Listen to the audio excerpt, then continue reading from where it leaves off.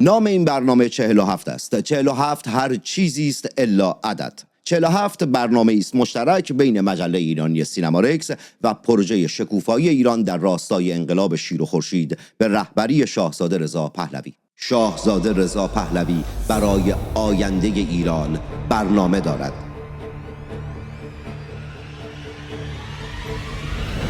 بازگشت ایران به ریل تمدن و پیشرفت بعد از پیروزی انقلاب شیر و خورشید در پروژه شکوفایی ایران با مدیریت سعید قاسمی نژاد. نام این برنامه پروژه است برای شکوفایی ایران. معرفی و تحلیل، گفتگو با نویسندگان و پژوهشگران این پروژه ملی و شنیدن اظهار نظر کارآفرینان جهانی محوریت این برنامه تخصصی در مجله ایرانی سینمارکس است.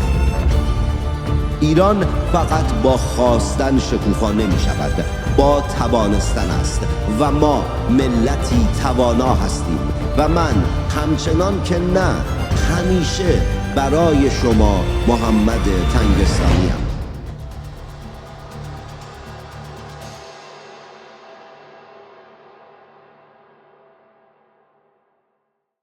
چهارمین مهمان 47 دکتر سیامک جوادی است، استاد و پژوهشگر اقتصاد مالی در ایالات متحده، فارغ التحصیل و مدرس دانشگاه‌های امریکا.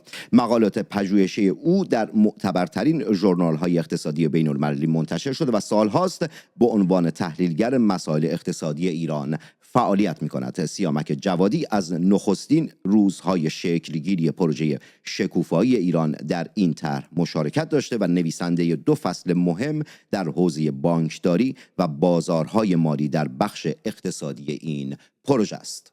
سیامک، 9 دقیقه از ابتدای برنامه متعلق به شماست. بگید که در حوزه اقتصادی چه برنامه‌ای در پروژه شکوفایی دارید، حرف حسابتون چیه، چه کار قراره بکنید. از الان 9 دقیقه شما شروع شد، به این خاطر که تایم برنامه رو بتونم داشته باشم و سر 47 دقیقه تمام بکنم، سر 9 دقیقه میام داخل صحبتتون و سوالاتم رو شروع میکنم. بفرمایید.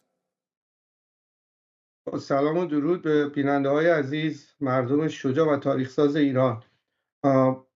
من خب از اولین روزهای پروژه شکوفایی در این پروژه مشارکت داشتم.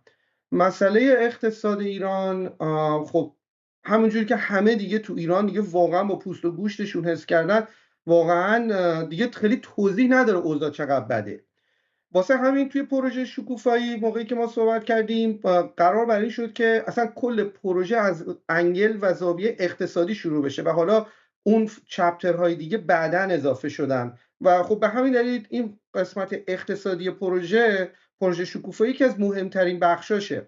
موضوع اینه که وقتی شما رو اقتصاد ایران دقیق میشین، موضوع سوء مدیریت نیست. من اینو به دفعات توی مصاحبه‌های مختلف و تو جاهای مختلف اینو راجبش صحبت کردم.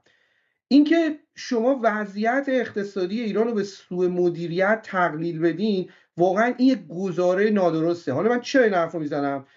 سوء مدیریت باید به صورت تصادفی باشه، به این معنی که شما یک سری سیاست‌گذاری‌ها دارین، یک سری اکثریتش جواب میده یا حداقل در مسیر درسته و حالا یه تعدادش جواب نمیده و مشکل روبرو میشه.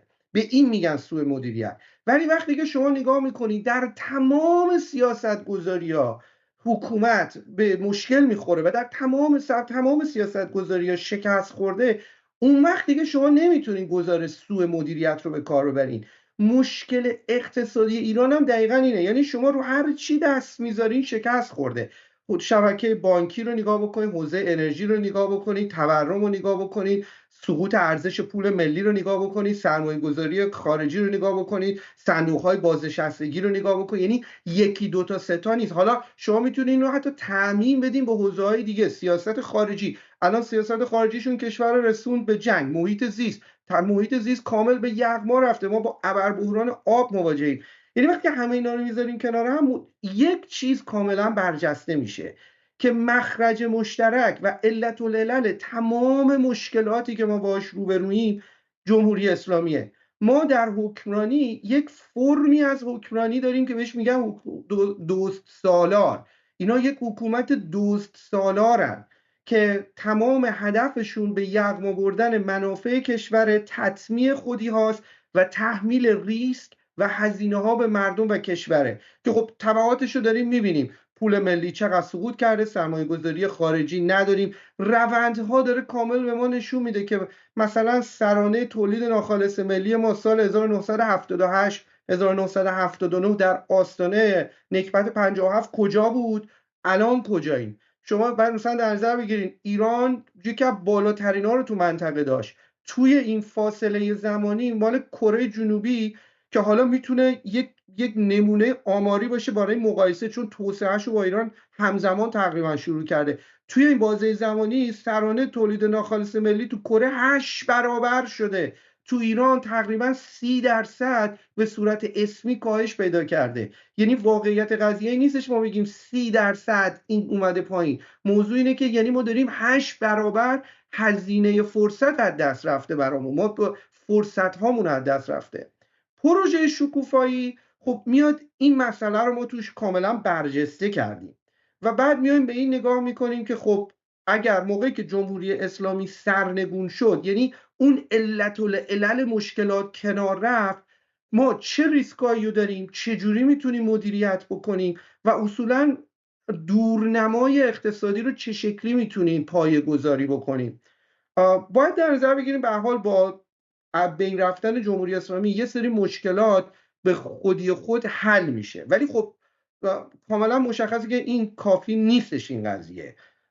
مثلا ما میایم نگاه میکنیم به شبکه بانکی، به ارزش پول ملی. حالا ما میدونم که در صحبت ما همه دونه دونه اینا رو باز خواهیم کرد، ولی اگه من بخوام خیلی کلی صحبت بکنم، توی پروژه شکوفایی ما قول خیلی بزرگی نمیدیم، صحبت‌های عجیب غریبی نمی‌کنیم. شاهزاده ویژنی که شاهزاده داره ویژن‌های عجیب غریبی نیست، برعکس خمینی که میاد آب رو مجانی می‌کنیم، برق رو مجانی می‌کنیم، ما از این شعارا نمیدیم. ما بر اساس آخرین پژوهش‌های علمی که تو اقتصاد شده و راهکارها و سیاست‌گذاری‌هایی که کاملا شناخته شده است و سازمان‌های بین‌المللی اینها رو توی سپیدنامه‌هاشون به کشورها توصیه میکنن، ما بر اساس اینها میریم جلو.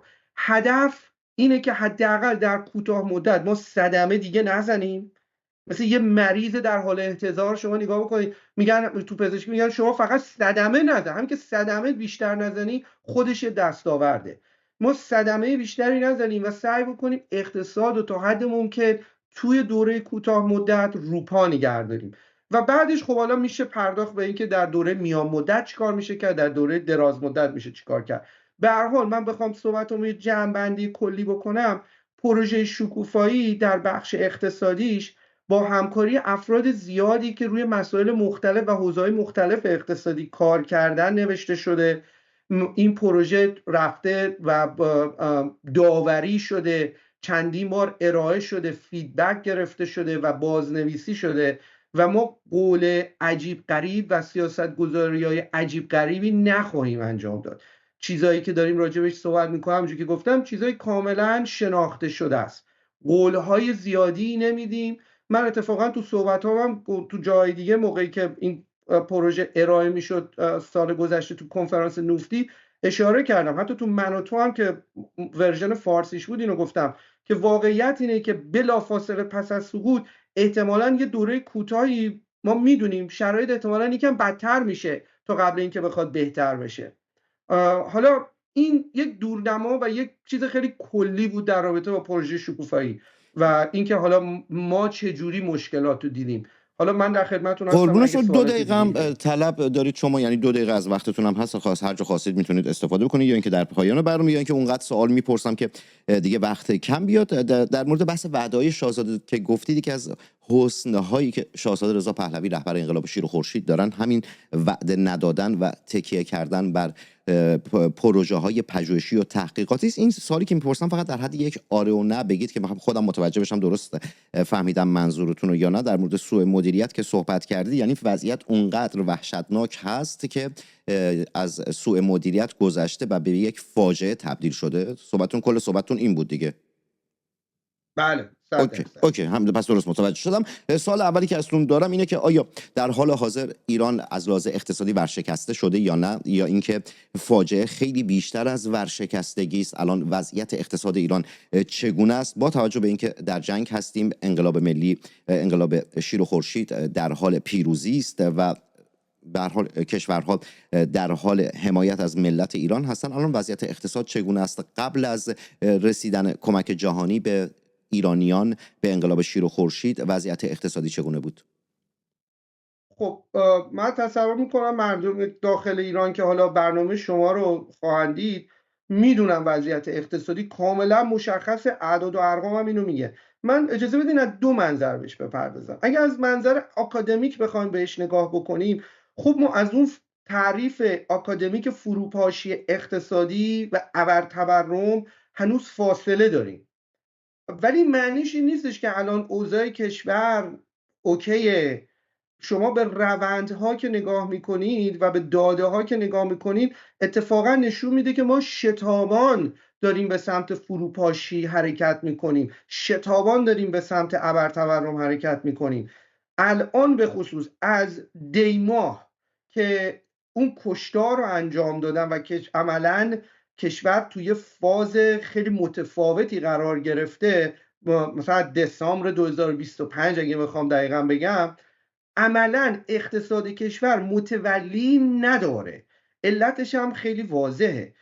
جمهوری اسلامی منابعش محدوده. با توجه به اینکه ترامپ اومده تو کاخ سفید، تحریما رو دارن کم و بیش اعمال میکنن، اوضاع سیاسیشون خوب نیست، فروش نفت دارن ولی وصول کردن درآمدهای ارزی براشون خیلی مشکل شده.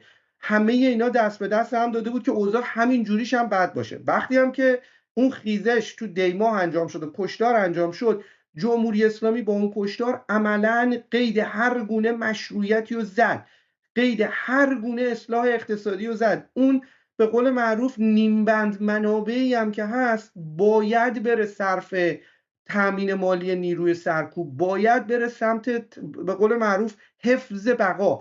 عملاً تغییر و گشایش تو وضعیت اقتصادی در شرایط کنونی هیچ اولویتی نداره. من اینو حتی تو توییتر هم نوشتم که واقعا اقتصاد ایران در شرایط کنونی هیچ متولی نداره. کما اینکه هفته پیش آخرین آمارها رو سازمان آمار ایران، مرکز آمار ایران منتشر کرد. توی اقلام خوراکی تقریبا تورم الان 3 رقمیه.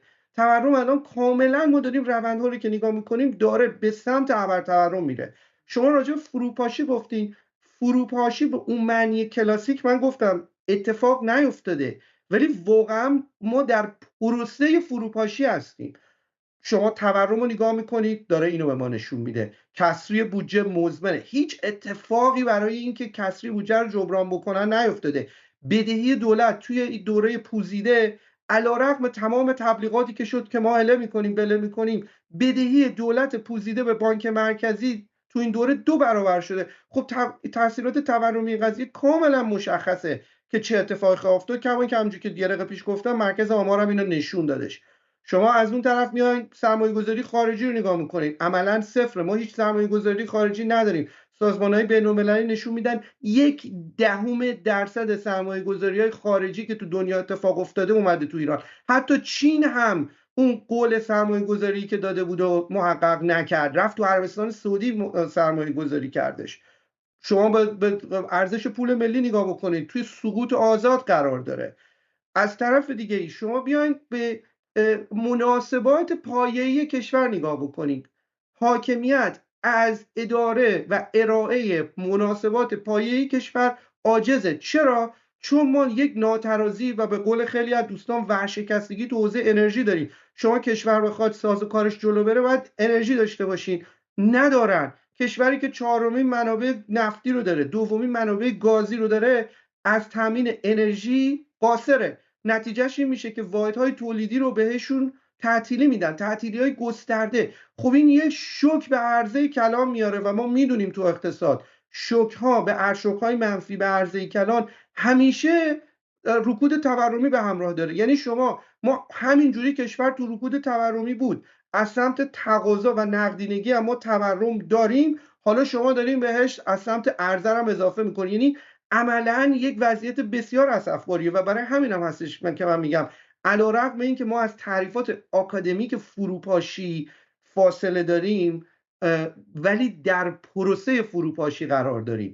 مناسبات پای کشور انجام نمیشه، همینجوری تعطیله و هیچ کورسوی امیدی هم وجود نداره. یعنی سیامک شما ببخشید یه سال واسم الان به وجود اومده. خب شما از کسری بودجه صحبت کردید، از تورم صحبت کردید قبل از شروع انقلاب شیر و خورشید و کمکی که جهانیان به ملت ایران انجام دادن و این جنگی که شکل گرفته، مواضع نظامی جمهوری اسلامی رو دارن میزنند. آیا در پروژه شکوفایی شما فقط تکیه‌تون بر سرمایه گذاری خارجیه که بخواید یه شوک بدید؟ چون به هر حال بحث تحریم ها هم تحریم ها یک شبه برداشته نخواهد شد، زمان خواهد برد. در این مدتی که زمان میبره که تحریم ها برداشته بشن، برنامه‌تون چیه؟ چگونه میخواید شوک بدید؟ به هر حال به این بازار باید شوک وارد بشه، پول باید تزریق بشه. فقط روی سرمایه گذار خارجی تکیه دارید یا اینکه نه برنامه‌های دیگری هم دارید؟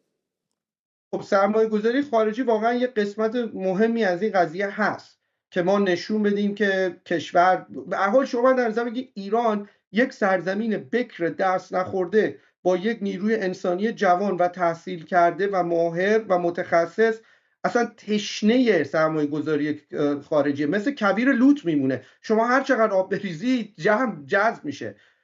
ولی فارغ از اون ما که وقتی میگم ما منظور کشور ایران از سازمان بین‌المللی هیچ وقت استقراض نکرده. ما به دلیل اینم یکی از اون تبعات حکمرانی جمهوری اسلامیه که کشور رو تو انزوای اقتصادی برد و حالا یه قسمت مثبت این قضیه اینه که ما هیچ بدهی خارجی نداریم. ایران اگه اشتباه نکنم از 1968 از بانک جهانی و سازمان بین‌المللی پول هیچ استقراضی نکرد. این حق رو ما داریم، همه کشورها این حقو دارن که برن و پول قرض بکنن. ما میتونیم این کار رو بکنیم. اینکه تحریما برداشته نمیشه حرف شما درسته ولی کامل نیست. یک سری تحریم ها هستن که با یک فرمان اجرایی میتونن برداشته بشن، کما اینکه در رابطه با سوریه این اتفاق افتاد، روی اونا میشه حساب کرد. حتی وزیر خزانه داری آمریکا به دفعات اعلام کرده که این حجم هنگفتی از سرمایه که دیوانوار حاکمیت ایران و مقامات ایران دارن از کشور خارج میشن رو ما داریم رهگیری میکنیم و بعدا میتونیم به مردم ایران بازگردونیم. این یه چیزی که خود وزیر خزانه داری آمریکا گفته و ما تو پروژه شکوفایی اینو پیش بینی کردیم که دولت گذار باید با نهادهای حقوقی و قضایی بین‌المللی همکاری بکنه و وزارت خزانه داری آمریکا همکاری بکنه که تا جایی که میشه در اسرع وقت ما این سرمایه‌هایی که از کشور خارج شده رو بتونیم برگردونیم به کشور. سیامک الان سوالی دیگری که واسم به وجود اومد، خب ما پیشفرض رو به هر حال الان در جنگ هستیم و مشخص نیست که شاهزاده رضا پهلوی چگونه کشور رو تحویل خواهند گرفت. بیا پیشفرض رو بر این بذاریم که سرمایه گذار خارجی در 100 و 180 روز اول وارد نشه، بگه من نمیام، بگه ضمانتی نیست برای بازگشت سرمایه‌ام و من نمیام. از اون طرف تحریم ها هم یک شبه برداشته نشه، یعنی با یک فرمان برداشته نشه. اون موقع برنامه‌تون چیست؟ ببینید به هر حال ما مجبوریم مثل هر کار به قول معروف سپیدنامه، پروژه سپیدنامه‌ای که می‌نویسی شما مثل پیش‌فرض‌هایی رو باید در نظر بگیرید. ما پیش‌فرضمون اینه که میتونیم از صندوق بین‌المللی پول و با بانک جهانی استقراض بکنیم. ایران این حقو داره، کشورهای دیگه هم این حقو دارن. ما همونجوری که گفتم از 1968 این کارو نکردیم. مسئله دیگه دارایی‌های بلوکه شده ایرانه. آمار دقیقی نیست. ما حتی سعی کردیم از اوفک امریکا آمار بگیریم، فکر میکنم خودشون هم دقیقا نمیدونن چیه. به هر حال من شخصا خیلی ریسرچ کردم، تو اندیشکده‌های مختلف و سازمان‌های بین‌المللی ارقام مختلفی میدن ولی یک چیزی تقریبا دور و بر 120 میلیارد دلار دارایی فریز شده ایران داره. خب به هر حال میشه یه قسمتی از اینها رو بهش دسترسی پیدا کرد. اتفاقا سوال بعدی که میخواستم بپرسم در مورد همین پولهای بلوکه شده ایران، یا اینکه پولهایی که جمهوری اسلامی در کشورهای دیگه مثل ونزوئلا اینها سرمایه گذاری کرده، یا اینکه پولهایی که به هر حال اون سران جمهوری اسلامی از کشور خارج کردن و مشخصه که پول ملت ایرانه. این سوال رو میخواستم بپرسم، الان کاملتر و جامعتر اگه توضیح بدید در ادامه صحبتت ممنون میشم. خواهش میکنم. ببین ما توی دفترچه بذار من پس یه ذره بازتر میکنم. این پروژه شکوفایی ایران تو 2 فاز اومد ارائه شد. یه فاز هستش که ما یه سری مقاله نوشتیم که این مقاله ها طولانی نزدیک مثلا اون 2 تا مقاله‌ای که من نوشتم، 2 تا فصل نوشتم، 40 صفحه است و توی 3 بخش میره: سیاست‌های کوتاه مدت، میان مدت و دراز مدت. حالا بعضی سیاست‌های میان مدت و دراز مدت تقریبا با هم دیگه ادغام میشن، ولی بخوام خیلی از دورنمایی بخوام صحبت بکنم راجبش، یه دونه کوتاه مدت داریم که مثلا 180 روز اول سقوطه و بعدم سیاست‌های دراز مدت. این دفترچه دور اضطرار اومده تمام این حوزه‌های مختلفی که نویسنده‌های پروژه شکوفایی کار کردن و همین جوری سیاست‌ها رو اومدن پایه‌گذاری کردن، کوتاه مدت و دراز مدت، اومدن خلاصه‌ای از اون قسمت کوتاه مدت رو گرفتن و کنار همدیگه گذاشتن. خب طبیعتا کار ویرایش و ادیتوریال راجبش انجام شده و حالا شما اون دفترچه دوره اضطرار رو دارید. ما توی مقاله ما راجع به این قضیه صحبت کردیم که دولت گذار در کوتاه مدت باید با نهادهای بین‌المللی، با نهادهای حقوقی و قضایی بین‌المللی همکاری بکنه، به طور خاص با اوفک و وزارت خزانه‌داری آمریکا همکاری بکنه. حالا یه عده‌ای ممکنه بگن اروپا هم هست، ولی من جلسه‌های زیادی با این افراد داشتم، عملاً همشون یه حرف زدن که تنها سازمانی که زورش به همه میچربه اوفک امریکاست. نهاد اروپایی و اینا هم کم و بیش آمریکا رو دنبال میکنن. یعنی منظورم اینه که تو این دفترچه ما اینو نوشتیم که باید دولت گذار در کوتاه مدت almost immediately باید بره دنبال این که ما با سازمان‌های بین‌المللی قضایی و حقوقی و وزارت خزانه‌داری آمریکا همکاری بکنیم که این پولایی که از کشور خارج شده الان رهگیری بشه. حالا من تحصیلات و تخصص حقوق بین‌الملل ندارم که بخوام وارد سازوکار حقوقیش بشم که چه جوری برمیگرده، ولی این سازوکار وجود داره، میشه برگردون. وزیر خزانه‌داری آمریکا چندین بار اینو گفته که ما اینو برگردونیم. نکته دیگه مسئله FATF باید شبکه بانکی ایران به سرعت از لیست سیاه، یعنی کشور باید از لیست سیاه FATF خارج بشه. چرا ما تو لیست سیاهیم؟ واقعا ما فکر می‌کنید چرا ما تو لیست سیاهیم؟ چون که جمهوری اسلامی شفافیت مالی نداره. چرا جمهوری اسلامی شفافیت مالی نداره؟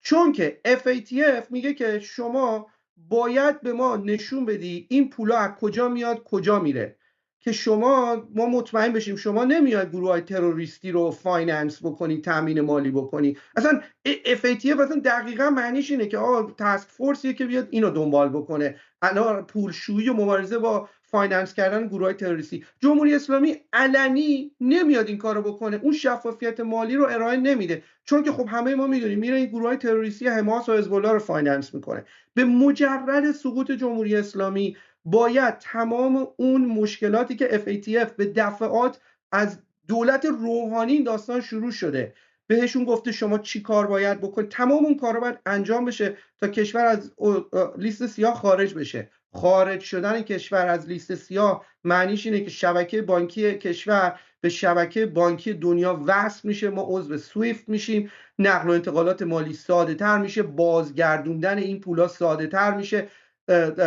رفع کردن یه سری از تحریم ها ساده تر میشه، آزاد شدن دارایی‌های بلوکه شده آسان تر میشه.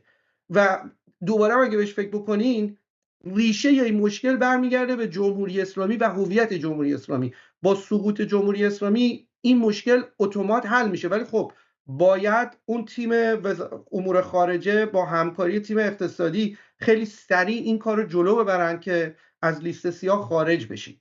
نکن جواد، تمام صحبت هایی که داریم میکنید واسه من روی کاغذ قابل قبوله، نه در 40 صفحه، در 4 صفحه هم اگر این صحبت ها رو روی کاغذ به من بگی، اصلا روی کاغذ هم نگی، شفاهی بگی، برای من قابل قبوله، اما در حد تئوریست. چه ضمانتی وجود داره که و چگونه مردم میتونن اطمینان بکنن به شما، به این حرفهای شما، به این پروژه‌ای که شما، کارهای تحقیقاتی که شما الان انجام دادید؟ در 47 سال گذشته مردم در ایران فقط وعده شنیدن، فقط دروغ شنیدند و اطمینان ندارن. الان میخوان به شما اطمینان بکنن. چگونه میتونن به شما اطمینان بکنن؟ اگر بگی که ضمانت میکنیم که حتما اجرایی باشه با صحبت‌های ابتدای برنامه و اون صحبتی که همیشه شاهزاده رضا پهلوی گفته که شعار نمیدیم، داری شعار میدی و داری نمیدونم آنگونه که در ابتدا نفی کردی داری صحبت میکنی. اگر که بگی ضمانت میدیم، معلوم نیست کشور رو در چه وضعیتی تحویل خواهید گرفت، در نتیجه ضمانتی هم نمیتونید بدید. الان چگونه من شهروند ساده معمولی، من شهروند ایرانی که 47 سال فریب خوردم، 47 سال جمهوری اسلامی به من دروغ گفته، چگونه میتونم اطمینان بکنم به شما، به پروژه بخش اقتصادی پروژه شکوفایی؟ ببین، یه واقعیتی در مناسبات اقتصادی و تجارت وجود داره. این آقای یوهال حریری هم اینو راجبش صحبت کرده که اعتماد، تراست، یک المان و عنصر بسیار مهمه. شما در نهایت مجبوری اعتماد بکنید. حرفی که شما میزنین کاملا متینه و قابل قبوله، ولی بیاین از دو منظر بهش نگاه بکنید. از منظر سرمایه اجتماعی، خب واقعا من فکر نمی کنم بشه جمهوری اسلامی رو از نظر سرمایه اجتماعی در حال حاضر با شاهزاده رضا پهلوی مقایسه کرد. خب وقتی که شاهزاده رضا پهلوی فراخوان میده و مردم اونجوری استقبال میکنن، معنیش اینه که مردم اینو میپذیرن که این دولت گذاری که قراره بیاد با رهبری شاهزاده یک مشروعیتی داره و یک سرمایه اجتماعی داره. من توی دفترچه یا توی اون مقاله ها به دفعات اینو گفتم که این مسئله اعتماد، سیگنال دادن به مردم و ارتباط مداوم و مؤثر و شفاف با مردم و فعالین اقتصادی یه مسئله بسیار کلیدی هست، چون که ما توی وضعیت بحرانی هستیم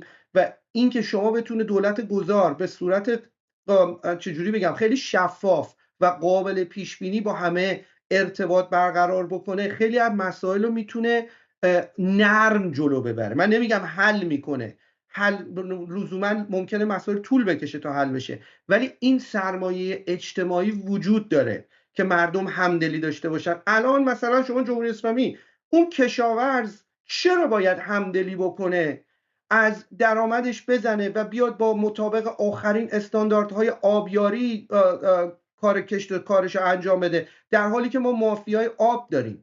میرن یه عالمه بیشتر از تعدادی که اجازه هست چاه میزنن و اضافه برداشت میکنن. تقصیر اون کشاورز نیست که این همدلی به وجود اومده، تقصیر یه همدلی از بین رفته، تقصیر اون سیستم فاسده. یکی از مهمترین کارهایی که دولت گذار باید بکنه، که هم من هم بقیه افراد به دفعات روی این تاکید کردیم، توی دفترچه اضطرارم هست، بازگرداندن اعتماد ملی به مردم و به حاکمیت دوره گذاره. این مسئله کلیدیه. حالا ما میتونیم بیایم از منظر حالا آکادمیک هم بخوام بهش نگاه بکنم، چیزهایی که ما داریم میگیم واقعا اینا رو هوا نیامده، اینا بر اساس مطالعاتیه که در معتبرترین ژورنال‌های اقتصادی چاپ شدن، رفتن داوری شدن، سالها راجبش کار شده.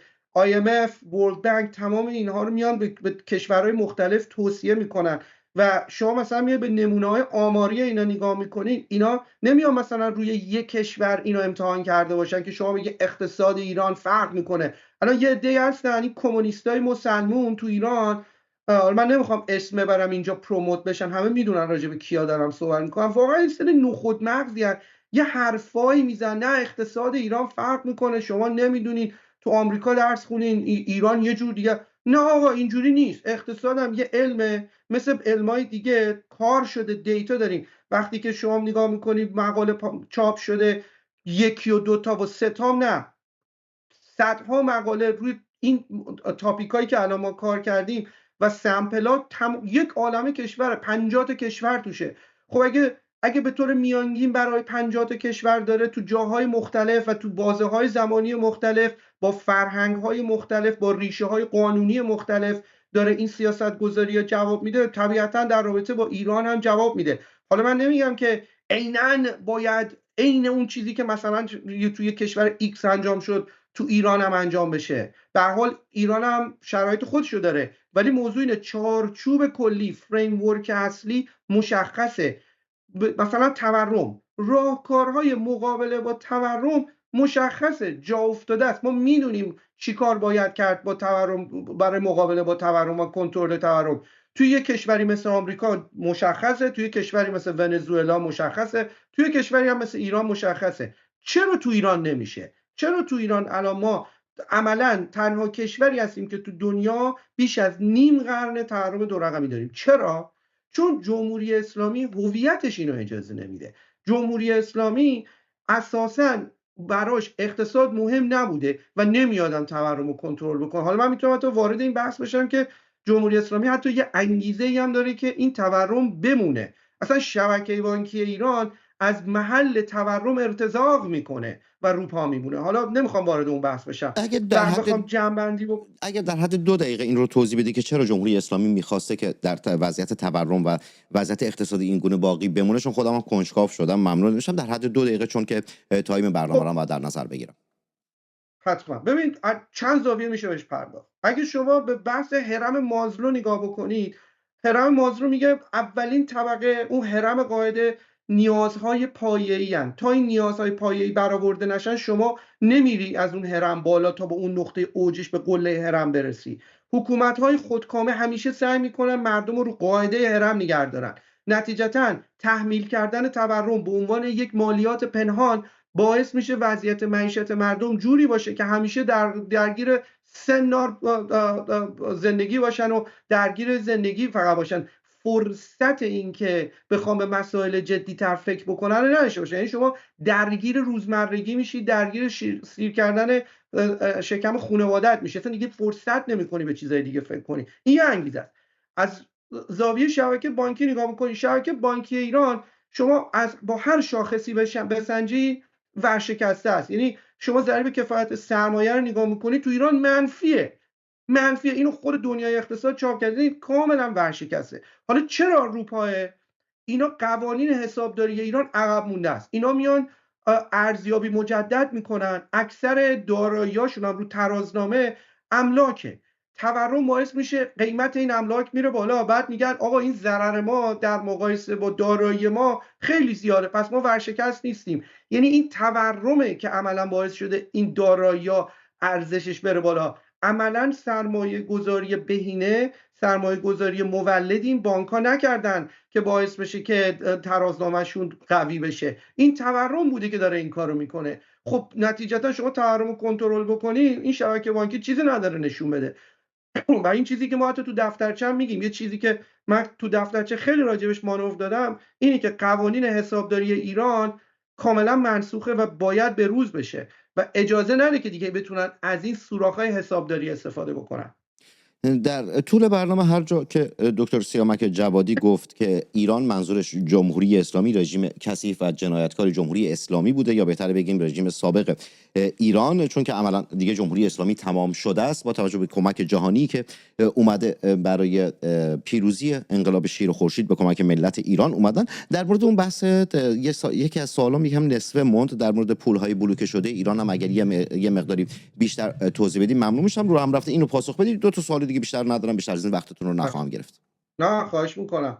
ببینید من ریپورتی از IMF پیدا کردم مال سال 2022 که تو اون ریپورت میگه دارایی بلوکه شده ایران یه چیزی بالغ بر 115 میلیارد دلاره. به نظر میاد چین بیشترین میزان دستشه، یه چیزی بین 22 تا 30 میلیارد دلار، نزدیک 7-8 میلیارد دست کره است. عراق داره، قطر یه مقداری داره، آمریکا داره، ژاپن داره، لوکزامبورگ داره. اینا رو مثلا من توی همین IMF و تو رویترز اینا رو پیدا کردم.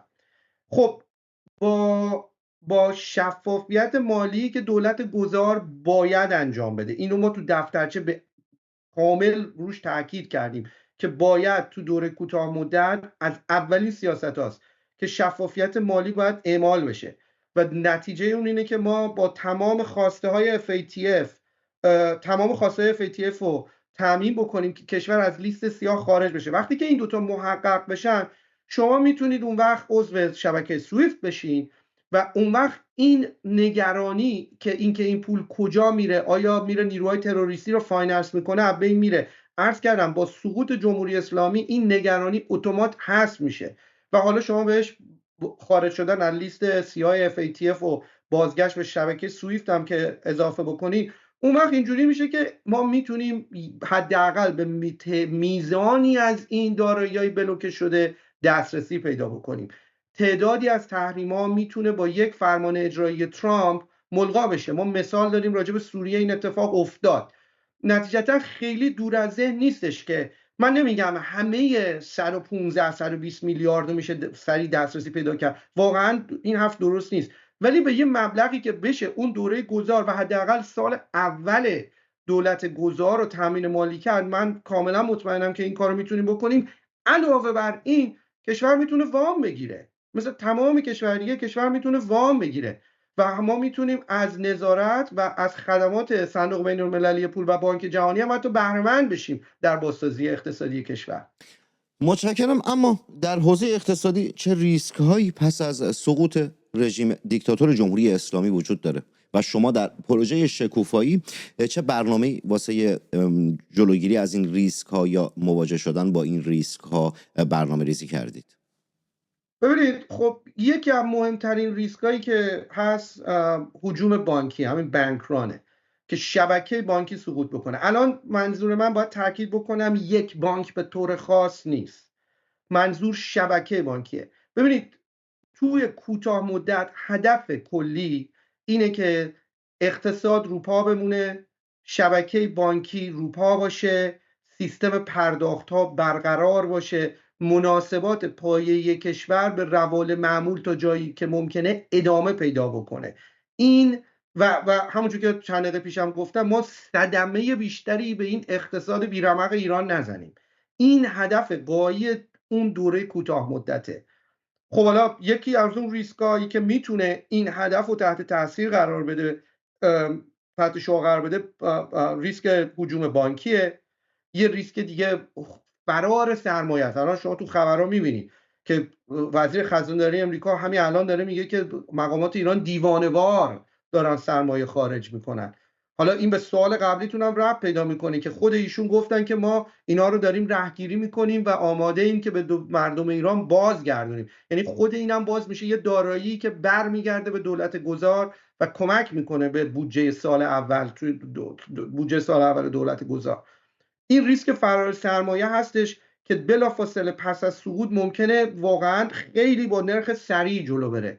ریسک دیگه ای که وجود داره اینه که یهو ما شاهد سقوط شدید پول ملی بشیم. الان شما نگاه میکنید تو همین چند روز چه اتفاقی افتاد، چجوری پول داره سقوط میکنه، ارزش ریال. یه مسئله دیگه بازارهای مالی هست. الان جمهوری اسلامی بازار بورس رو بسته. اصولا یک همچین تنش‌هایی با همیشه تو اون کشورهایی که تحت تاثیر اون تنش هستن باعث میشه که بازارهای استاک مارکتشون، بازار سهام سقوط بکنه. و این سقوط تنها نیست، شما با یه مسئله اقتصادی کلان روبروین. یعنی فقط اینجا محل تداخل بازارهای مالی و اقتصادی کلان میشه که شما هم سقوط بازار مالی رو داری، هم سقوط ارزش پول ملی رو داری، هم فرار سرمایه داری و هم ورشکستگی داری. میتونه این ریسک رو ایجاد بکنه که کشور وارد یه رکود خیلی جدی بشه.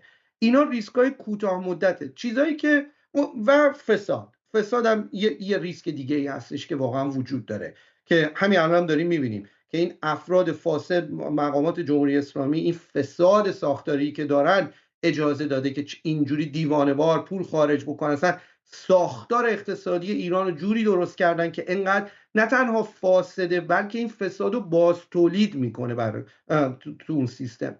خب سیاست های ما یک قسمت اصلیش برمیگرده به مسئله سیگنالینگ، که ما داریم از این سیگنال رو به فعالین اقتصادی و به مردم میدیم که این دولت ملی با اهداف ملی، چون باید اون اعتماد در نهایت به وجود بیاد.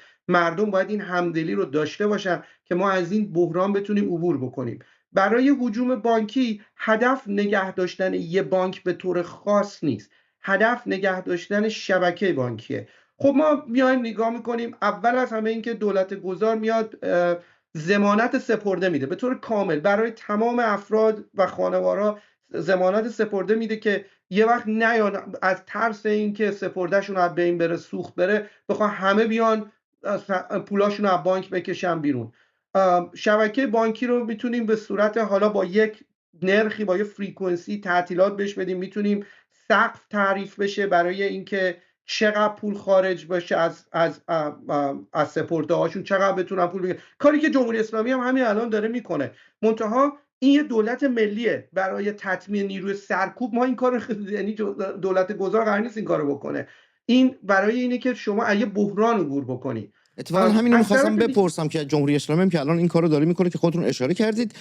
یه سوال دیگه هم واسم به وجود اومد، آیا تصمیم دارید که در پروژه شکوفایی و در اون 180 روز یا در حکومت بعدی واحد پول ایران رو عوض کنید یا نه؟ در حد 1 دقیقه اگر بگید که بعد بیام سوال پایانی رو بپرسم که کامل توضیح بدید. ببین، راجع به این قضیه واقعا ما فکر نکردیم. به نظر من این خیلی مسئله مهمی نیست. این یک مقیاس سنجشه. مثل این میمونه که شما بگین دما رو با فارنهایت بسنجیم یا با سانتیگراد بسنجیم. اینا نهایت پاسخشون به تورم اینه که میان 4 تا صفر رو حذف میکنن. مثل این میمونه که شما بگی اوکی من قدم کوتاه، بیا قدم رو با میلیمتر اندازه بگیریم که بلندتر به نظر بیاد. اینا در نظر اقتصادی مهم نیست شما با چه معیاری داری اون اندازه‌گیری رو انجام میدی. به نظر من اون خیلی مسئله مهمی نیست، واقعا بهش فکر نکردیم. متشکرم، پاسخ یعنی کاملا قانع شدم. و سال پایانی که ازتون دارم، از سرمایه ملی ما ایرانیان شاهزاده رضا پهلوی صحبت کردید. بدون تردید سرمایه بزرگی است، سرمایه ملی است. کارآفرینان جهان در سالهای گذشته، مخصوصا در 1 سال و نیم گذشته، بارها در حمایت از شاهزاده رضا پهلوی صحبت کردن، در مورد سرمایه گذاری در ایران به رهبری شاهزاده رضا پهلوی صحبت کردن. چقدر تصور میکنید که در 100 و 180 روز ابتدایی سرمایه گذاران جهانی این اطمینان و اعتماد رو داشته باشند که بیان در ایران سرمایه گذاری بکنن، جدا از اون صحبت سرمایه ملیمون که شاهزاده رضا پهلوی است، اون رو بذاریم کنار، از شاهزاده هزینه نکنیم. چقدر تصور میکنید که پروژه هایی که شما نوشتید، پیش بردید و دارید برنامه ریزی میکنید سبب بشه که اطمینان سرمایه گذاران جهانی جلب بشه که برای 100 و 180 روز اول بیان سرمایه گذاری بکنند؟ ببینید، یه نکته‌ای که هست اینه که واقعا لازم نیست اون سرمایه گذاری تو 180 روز اول رخ بده. نکته‌ای که مهمتره همون مسئله سیگنالینگه که ما پایه‌هایی رو بذاریم توی اون 180 روز اول که این اطمینان رو بده به تمام سرمایه گذارا که میتونن بیان ایران سرمایه گذاری بکنن و این سیگنال معنیدار داده بشه که این سرمایه گذاری ها اتفاق خواهد افتاد. چرا من اینو عرض میکنم؟ یکی از مباحث مهم اقتصاد بحث انتظاراته. انتظارات خیلی تاثیر میذاره توی روندهای اقتصادی. مثلا تو دوره روحانی موقعی که این برجام امضا کردن، تنها دوره‌ایه که شما میبینید این تورم یه سقوطی میکنه، یه دوره کوتاه یه رقمی میشه. چرا؟ چون انتظارات تورمی اون موقع این شکلی به وجود اومد، این به طرزی شکل گرفت که تصور مردم این بود این پولهایی که قرار آزاد شده قراره بیاد سرمایه گذاری میشه و اونو شما توی داده ها میبینید و خیلی زود هم مشخص شد همچه اتفاقی نمیفته، دوباره تورم برگشت. حالا اگه ما تو دوره اون 180 روز اول دولت گذار بتونه عضو FATF بشه، از لیست سیاه خارج بشه، بتونه عضو سویفت بشه، کاملا اون شفافیت مالی رو کشور داشته باشه که هیچ نیروی نیابتی و اینایی نیست در کار، خب طبیعتا هم نخواهد بود. اصلا این جنگ داره این اتفاق میفته به خاطر فایننس کردن نیروهای نیابتی. این اون مسئله اتومات حل میشه. وقتی که این فضا رو ما نشون بدیم که ریسک سرمایه گذاری پایینه، دولت گذار یک سرمایه اجتماعی بالایی تو ایران داره، ما جنگ داخلی نداریم، اون وقت سرمایه گذار خارجی میبینه که احتمال بازگشت سرمایه بالاست، ریسک سرمایه گذاری پایینه و این سیگنال، فقط صرف این که این سیگنال رو یک کسی مثل آقای خسروشاهی بیاد بده که تو اون 180 روز اول بگه که من این التزامو میدم، این تعهدو میدم که مثلا تو 1 سال آینده میام انقدر دلار سرمایه گذاری بکنه اوبر تو ایران، این خودش همون سیگنال به خودی خود یه شوک مثبت میده. منظور حرفم اینه که من نمیتونم الان به شما دقیق بگم که توی 180 روز قطعا سرمایه‌گذاری خارجی اتفاق میفته.